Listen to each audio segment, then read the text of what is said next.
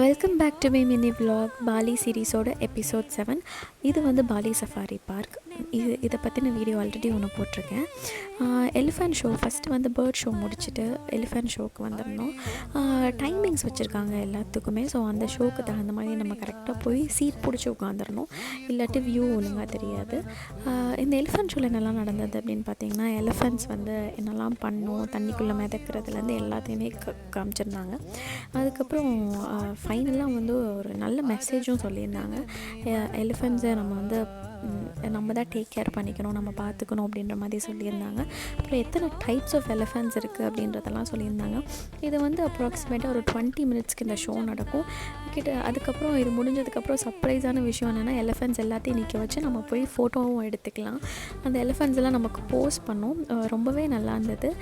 Poly போனீங்கன்னா கண்டிப்பாக poly safari போயிட்டு வாங்க.